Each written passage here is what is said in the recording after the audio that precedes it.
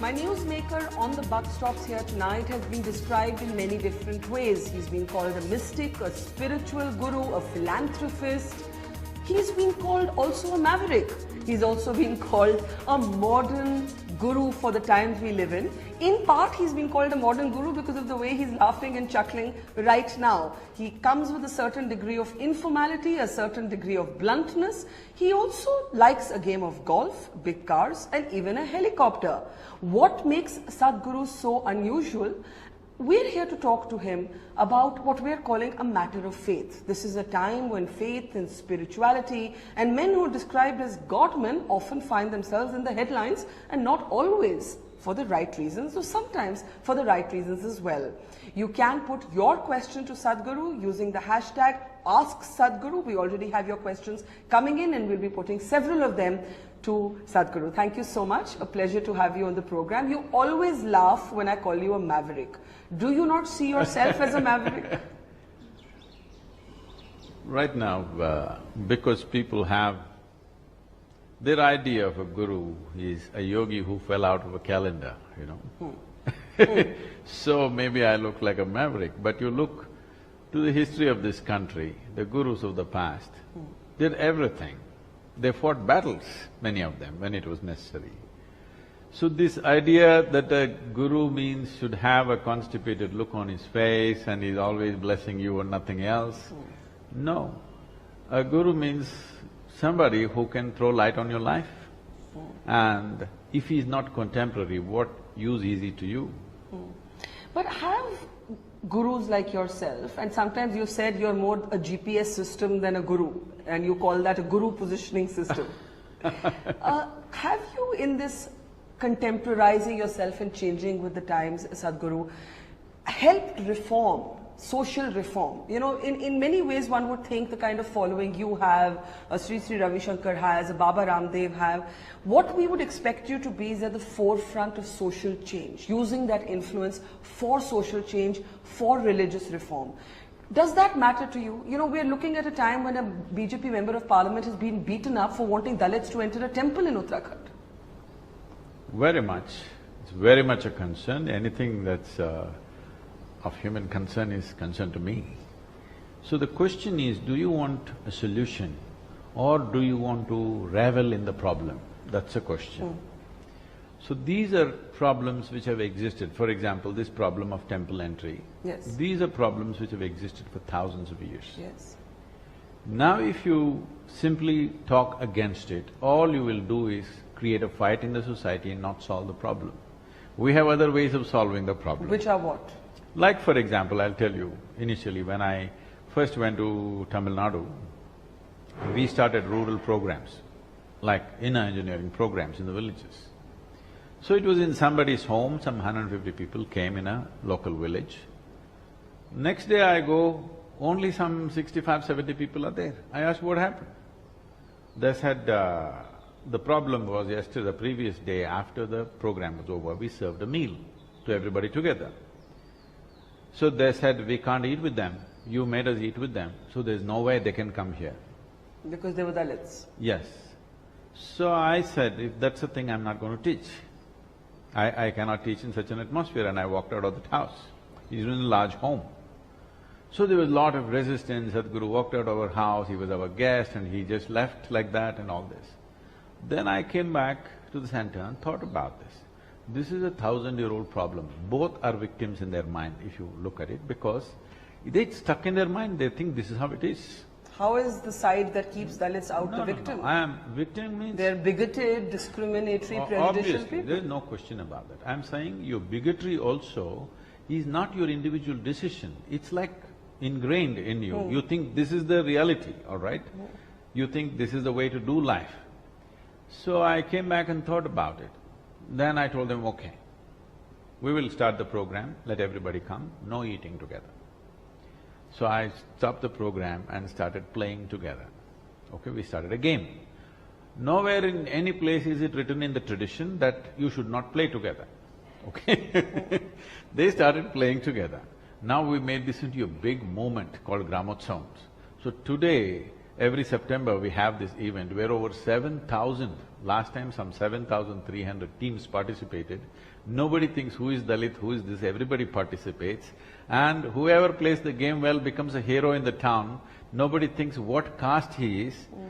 When I look back and saw, sport is a thing that can level out these things very easily. For example, this happened in America big time. People were prejudiced against the blacks in so many ways. But they had Magic Johnson's poster in their bedroom, they couldn't help it. So we did something similar in the South, where whoever plays well, naturally he becomes the hero, everybody aspires to be like him. But Sadhguru, the greatness of Magic Johnson did not take away and does not take away from the fact that you still have white policemen shooting unarmed black men in America even today. Similarly, when you say there's no point just opposing for the sake of it, it will create a fight, isn't there something like standing up for a principle? Or, because for example, one of the things you've said is that politicians have to lead the movement for this, and you actually feel that elections are expending their energy in different directions. Yes, very much. See, what I'm saying is, there are different… if you have to look at it strategically. Yes. If you are interested in a solution, you have to look at the problem strategically. There are numbers, there are different regions in the country. What kind of numbers on both sides? Suppose, let us say, there is a society with 50-50 kind of population. Now if you start a fight, you will start bloodshed, you understand? First you have to thin down the numbers, you have to do something with education. Many aspects, multi-pronged approach has to be done if we want a solution. Right now that an incident like this has happened with Tarun Vijay, this is one thing that all the lawmakers can take it up. There are all these 500 and odd constituencies that you have. Every lawmaker goes back to his constituency. Anyway, I believe that Prime Minister is telling them to go back to their constituency for his party people. All parties, irrespective of parties, if everybody goes back to their constituency and at least breaks this mold, at least in one temple in their constituency, it will be a clear statement that this is the law. Whatever is the law of the nation has not sunk into people's minds. They have their own laws. And you are making the point that there should in fact be fewer elections in this country because maybe that would keep politicians more focused on issues that matter. I said more concentrated. See, not so spread out. Yes. See, right now, because some state government collapsed here and there or whatever, in between, you just see almost… you're in the news business, you're seeing almost all the time you're talking about election. In a democratic country, when you talk about election, you don't always talk sense, okay? You talk popularism. So, once in 5 years, we can afford an election.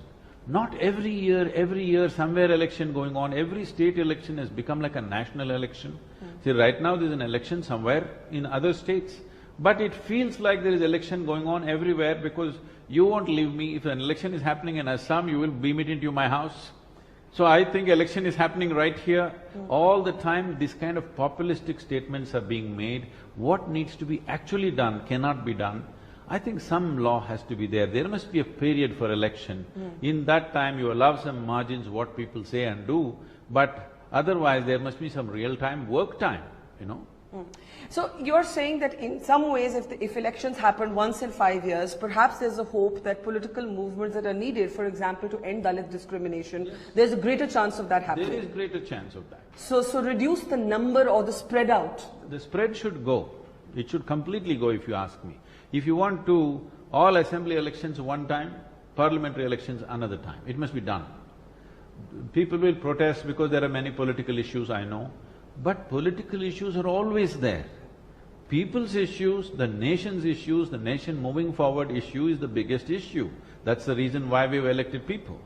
I'm going to start taking questions that our viewers are sending in for you, Sadhguru, but I must ask you as a woman, why are you clearly not on the side of women when it comes to temple entry? I'm 100% on your side.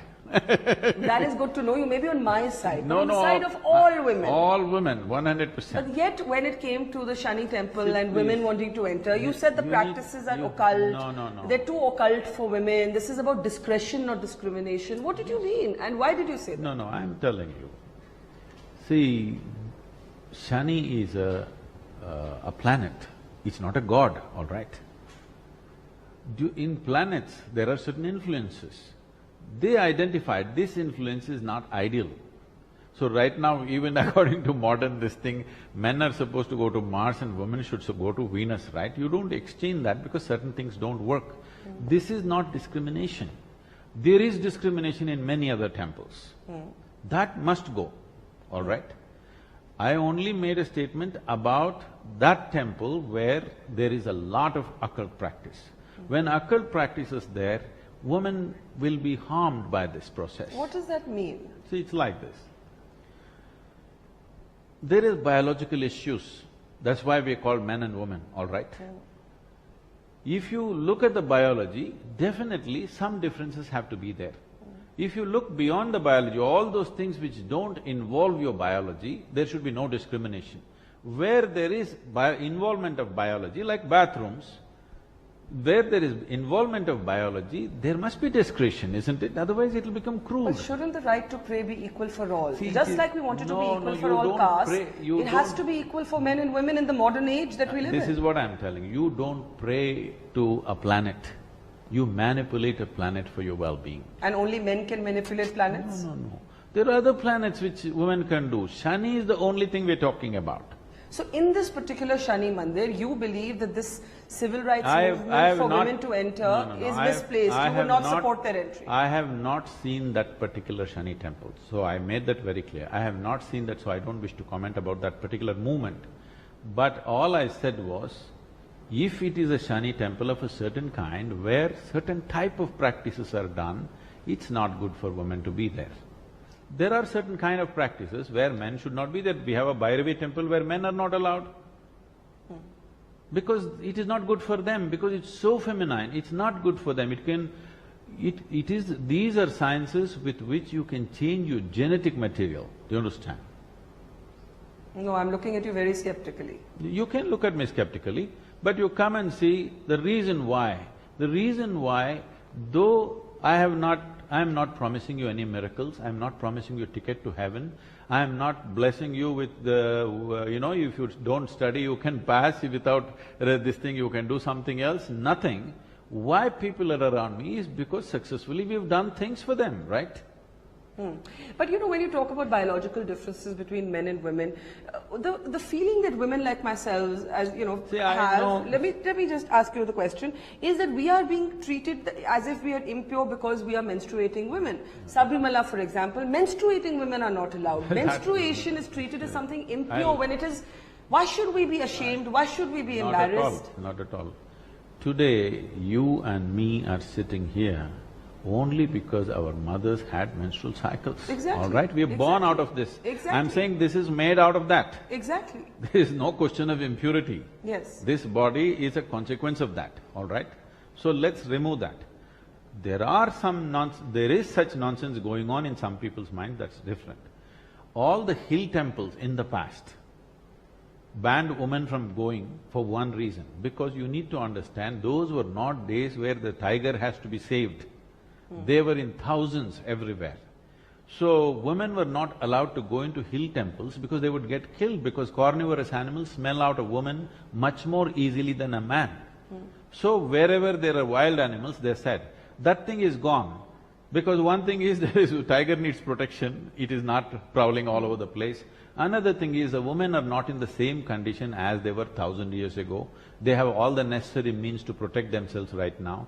Those days, the situation was such that they told them, women should not come up this temple. It was not a taboo. It was just that, don't come up this mountain, it's dangerous for you. But what about a Haji Ali Dargah or a Sabrimala temple? What is the position somebody like you… Sabrimala temple is a hill temple for which they put that law at that time. Now it can definitely be relaxed. It should be? It should be.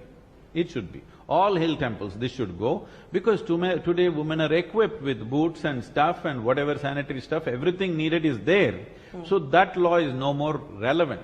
That was just a precaution to protect her, but that protection is not needed anymore. She is as equipped as a man to go wherever she wants to go. So you're only saying in the Shani temples you don't support… Wherever there is strong occult practices, one should not go, it's not good. It's not good to go, I'm sorry. Well, we will have another debate about this, because I would feel in this day and age it should not matter. These things should not matter. See, whatever the day and age, the fundamentals of our existence has not changed. Don't think it's a privilege to be in the Shani temple. It is dark work, all right? You must be glad you're relieved from that. Most men will not go to Shani temple.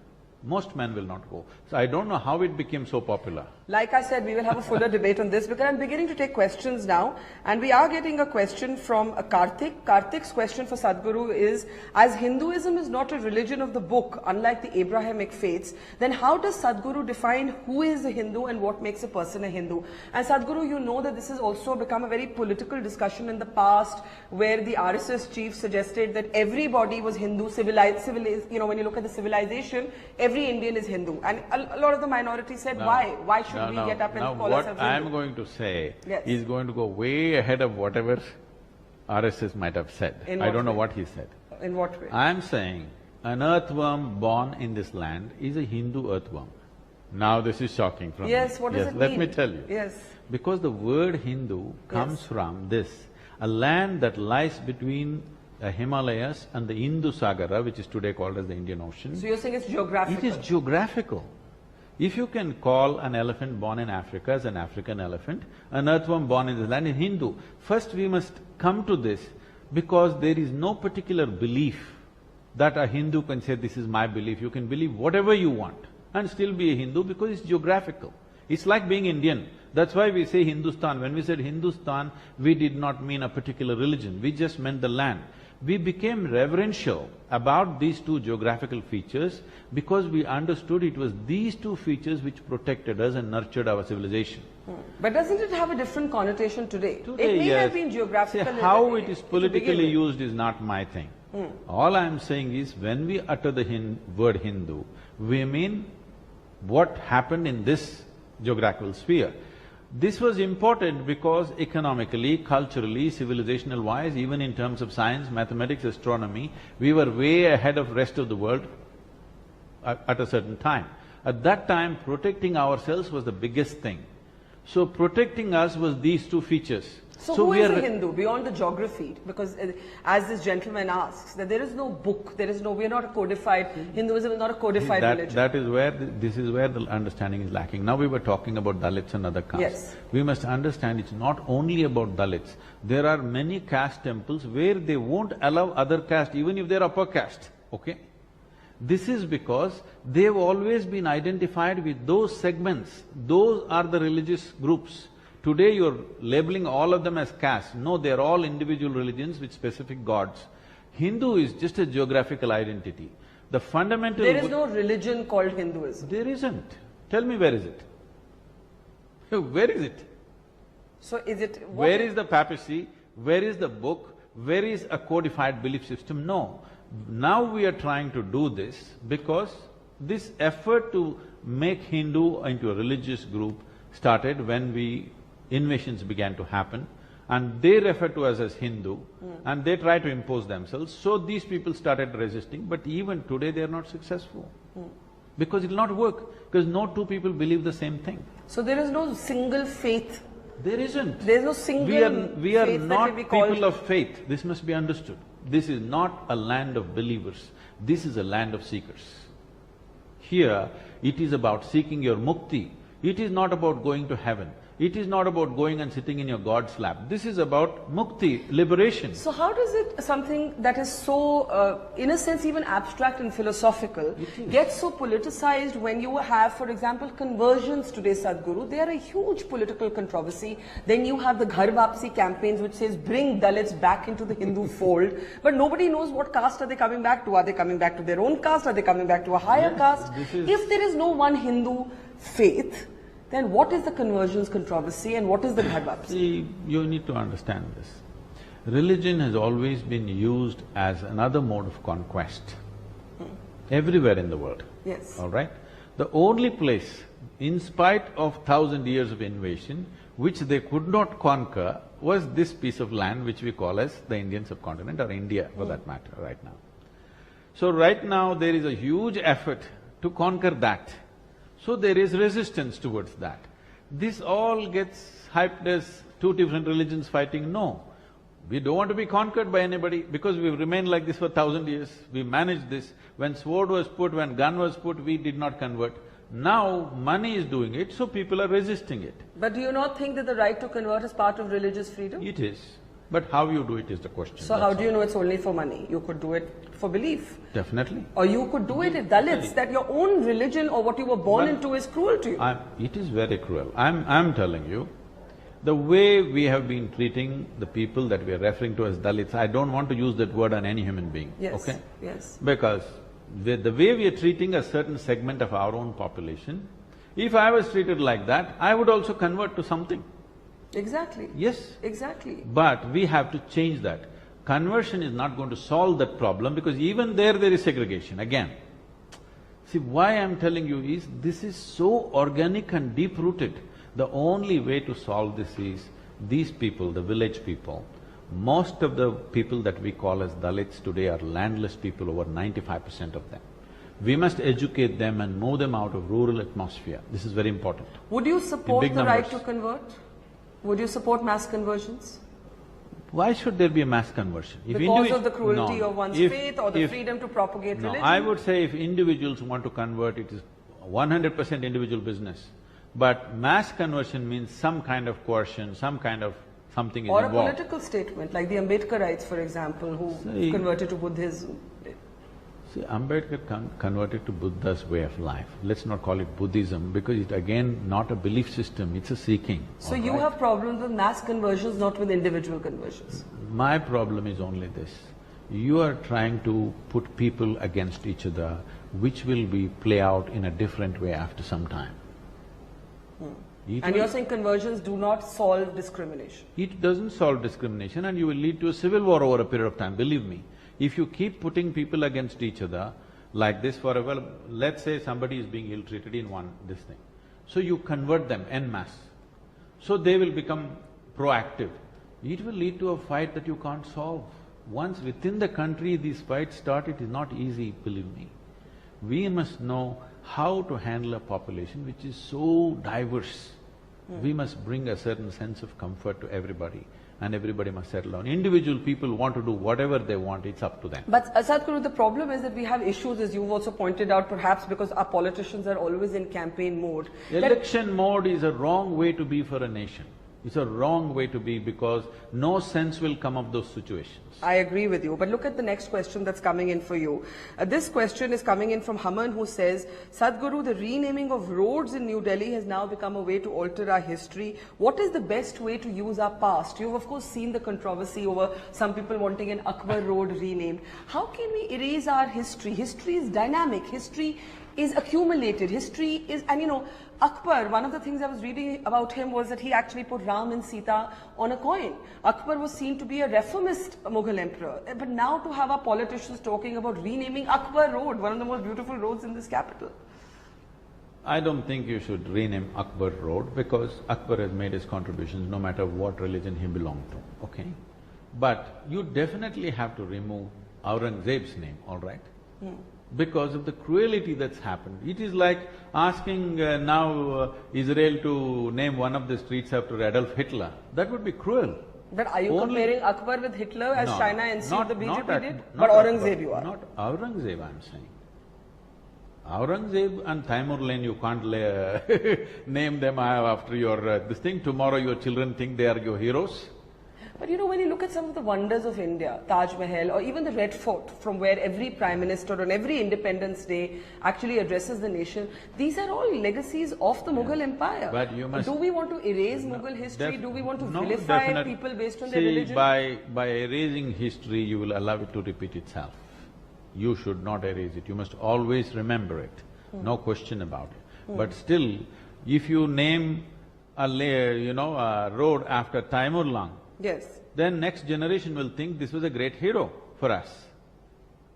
That should not happen.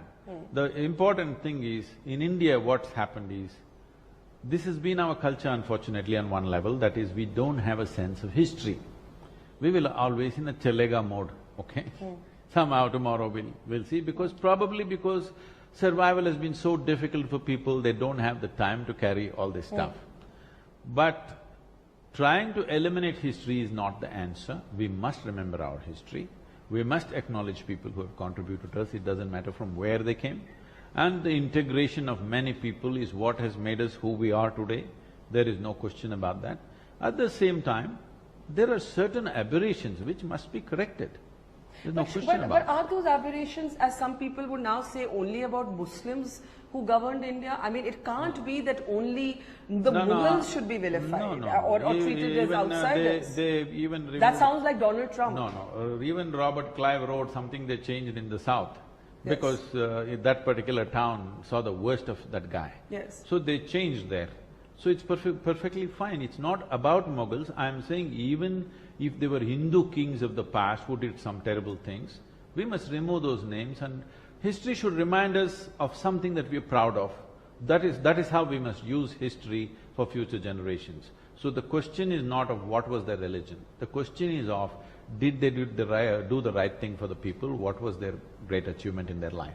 Okay. The next question is coming in from Dionysius. He says, different Babas have been giving lectures on peace, yet you still have organizations in India which are choosing weapons to show their love towards the country. I think he's referring to a video that has emerged of a Bajrang Dal self-defense camp where young men are holding air guns, and Muslims are saying, like Asaduddin Owaisi said today, that if Muslims had been showing holding air guns in the air and a similar video had been released, what would we have said?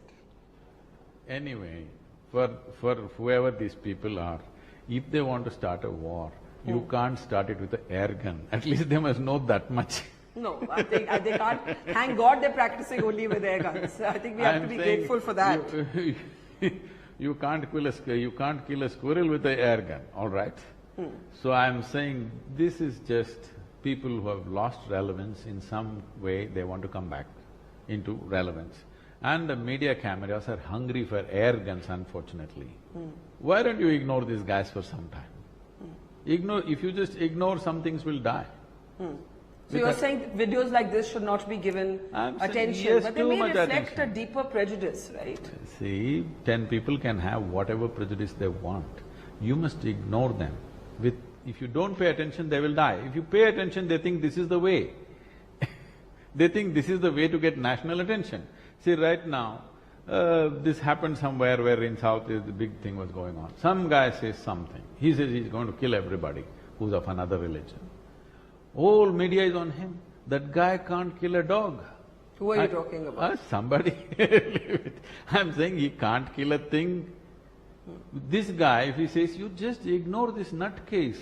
Every nation has their share of nutcases and we have ours. But this is a Bajrang Dal self-defense camp. It's and is Asad Owaisi correct in saying that if these were Muslims at a similar self-defense camp, we would have called them terrorists? This is what if we are interested in the well-being of this nation moving forward, all people of this nation moving forward, we must learn to have some exercise, some wisdom into what we must pay attention to, what we should not. Otherwise, it is all about pulling punches all the time. Okay, next question I think is a bit of a tongue-in-cheek question for you. It's coming from somebody who calls himself… Those who hold tongue in the cheek can bite it. Okay, the question is, Sadhguru, are you also planning to get into the FMCG business or something else for the masses? I thought when I was reading this that he was talking about Baba Ramdev, who has a thriving business empire. How do you see that? How do you see the vast commercial empire that a spiritual leader like Baba Ramdev Just about anywhere I go, people are asking this question. Yes. First of all, Baba Ramdev did not claim he's a spiritual leader as far as I know. He said he will teach yoga to the country, which in some way, in whatever way, he brought yoga to every home through his television. I would not personally teach yoga like that because that's not my way of doing things. What is your difference with him in how he teaches it? I believe in personal transmission, but he believes in mass transmission. But one way or the other, he's at least brought the word yoga and some simple practices to millions of families. Now, as an enterprise, it has grown to nearly $1 billion and everybody's talking about it. I'm saying, what is the problem if an enterprise grows? Oh, he's a Baba. I don't know what Baba means, first of all. As far as I can see, he's a citizen of this country, paying taxes, following rules, everything. If he's not following rules, there is a law, please deal with him. If he's following rules, applaud him because we need successful enterprise. Today, in a nation like this, it is not the success of our politics or our military which will make this nation. It is the success of our businesses which will make this nation. We better understand this. If a business succeeds, we must all clap our hands, whoever, it doesn't matter who's behind it. So you do not see Baba Ramdev as a spiritual guru, you see him as a, No. as a yoga I think that is what he said, that he is a yogi and he wants to teach yoga to people. And you're saying if he has a thriving business, so be it. I don't see what's the problem. One thing is, as an enterprise, Yes. in a matter of 16, 17 years, the way they have grown, I think is commendable, if you ask me. And at the same time, he's a sannyasi, he doesn't have a rupee in his name. I think it's a tremendous example for Indian business. But you know, Baba Ramdev made a comment that if the law didn't stop it, then those who refused to say Bharat Mata ki Jai, he said, hum to gala bhi kaat dete. I said, you said it's a terrible no, comment? No, you and me may agree or disagree with his yoga or with his politics, but his enterprise we must applaud because it's good for the nation. So let's leave aside his enterprise and talk about this comment. About how if the law did not stop him, तो हम गला भी काटते थे अगर भारत माता की जय बोलने से कोई इनकार करे. I'm saying whether he said or anybody said, nobody has any business to cut anybody's throat. Yes, Okay. or to threaten that. Even to say that, it's not necessary, absolutely not necessary. But you know, these questions are keep on coming. Why is there a sudden spike in the number of FMCG Babas? You're saying the enterprise should not be judged. You can judge the politics, you can… These are all… I think people who have not done anything successfully in their life are talking like this, because they don't know what it takes to do something, a large-scale successful activity. They don't know what dedication and what involvement it takes. It doesn't just happen. But this comment or his involvement in politics, do you believe that Babas should be involved in politics? And do you think it hurts the credibility of even, you know, gurus like you, where people say, God man kaun hai or con man kaun hai? There are con men. I don't know who are God men. There are goddamn men all over the place. And there are men, okay? If you are a con man, there is a law.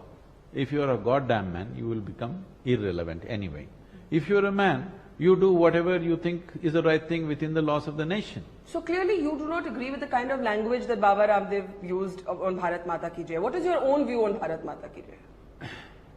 See, this is a nation where without creating an emotional momentum, you can't do anything. This is not such an intellectual nation where you can put out an idea and everybody will grasp it. Here, everything has to be an emotional movement. So to form this nation, let's understand, nation is not some God-given thing to you. It is an idea that all of us have agreed upon. So we need the emotion of the people, the pride of the people behind it. Because anything that's valuable to us, anything that nourishes us and nurtures us, we tend to call it a mother. We call a tree a mother, a cow a mother, our land a mother, and the nation as a mother. So somebody says, Bharat Mata ki Jai, and somebody thinks this is religious. I think this is serious misunderstanding. If I say, you know, my mother is wonderful, is it a religious statement? How does it become a religious statement? But nobody should be forced to say it. Nobody can be forced, there's no law. Okay, other questions are coming in. We have Amit asking, Sadhguru, is spirituality today nothing but an extension of capitalism? You're somebody who seemed to be a capitalist guru. How do you respond to that tag? I am not a capitalist. I was a communist, then I was too disappointed with that, so I withdrew from that. I am not a capitalist or a communist. All I am saying is, when a nation chooses a certain path, we chose capitalism, there is no capitalism anymore, the market economy that we chose not because we thought this is the greatest way. We chose this because the other way that we chose completely failed. Miserably we failed. We kept generations, 2 generations after independence in poverty. I want you to understand, all these people who are continuously talking against success of anything, they need to understand 3/4 of a billion people in last 2 generations, they passed their lives without any opportunity. Now we are sitting on a threshold, we made up our mind at last in 1998 that this is not the way to go, let's change into market economy. Now we change, if little success comes, we want to step back. All I am saying is, once you choose a path, your foot must be on the gas, 100%. Okay. Every day you rethink this, how to make anything a success. This is why I'm saying these comments are made by people who have not done anything successfully. If you know how to make something successfully, you understand once you set a direction, you have to push it and push it and push it, otherwise it'll not work. Last question from Shikha. Sadhguru, I live my life by the learnings of karma, but I'm a non-believer in God. Is there a dichotomy to my belief? Not at all. When… you must understand, when we told you your life is your karma, what is being said to you is that your life is your making. Yes. This is the most dynamic teaching on the planet. Right from ancient times in this country, we told you, your very life is your making. To what extent means the womb that you've chosen to be born unconsciously, if you wish you can choose it consciously. You can even choose gods, you can even make gods. The technology of God making, we allowed you to do because this is your making. This is what karma meant. It did not mean any belief. This is one thing all Indians need to understand. This is not a land of belief. This is a land of seekers, seekers after truth. If you're a seeker after truth, you can become a genuine seeker. You can call yourself a genuine seeker only when you have realized that you do not know. If you have assumed anything, you can't be a seeker. Now, Sadhguru, in the end, you are going to be speaking at the United Nations on International Yoga Day. But every now and then, every few weeks, we see a political debate even around yoga, which perhaps is unnecessary, but you see, like there was a circular suggesting that the chanting of Om might be mandatory, then the government clarified it's not mandatory. But we have this entire politicization of the yoga question. How do you look at that? See, that's what I said, we are in an election mode all the time. It doesn't matter. The thing is right now that we are taking a mode, whichever government it is in power. What I see is, I am not a fan of any party as such. All I am saying You would not enter politics, never. or you would not support political rallies like Baba Ramdev? No, I will not. But at the Never, same time… never, ever. Never. But at the same time, once people have elected somebody, Yes. I feel next 5 years I must support them fully, whoever they are. Because that is democracy. You elect them today and tomorrow you want to pull them down. This is not democracy. If who I want does not win tomorrow, I want to pull them down. Is it democracy or feudalism? We are going back into this. This is something everybody should understand. So you're Once we elect, next 5 years, don't talk about anything. Last 3 months before election, let's all talk again. Till then, please support if you are interested in the well-being of the nation. When I say well-being of the nation, especially with this nation, tears come to me because I am in the villages on a daily basis seeing Yes. people. 500 million people are living in this country who are postponing their dinner tonight. It's cruel. It's super cruel, I'm telling you. Children are not eating what they should eat tomorrow to go to school and sit there in some level of alertness. Pregnant women are not eating what they should eat to Yes. deliver a healthy baby. Yes. Do you know what it means? When she knows there is a baby in the stomach and she knows she is not giving what she should give to this child to come out as a healthy child, what it means to her. A farmer is not eating what he needs to eat to go and plow without… See, everybody thinks it's only because of economic reasons he's dying. No, he doesn't have the energy to get up and go in the morning, it's better to die. So you're saying those are the issues When we must these are the focus on. issues, Yes. every day debating politics endlessly about everything is highly irresponsible. Once we've elected somebody, next 5 years, just pitch for them. Last 3 months, let's debate. We'll leave it there, Sadhguru. A pleasure as always to have you on the program. Thank you so much.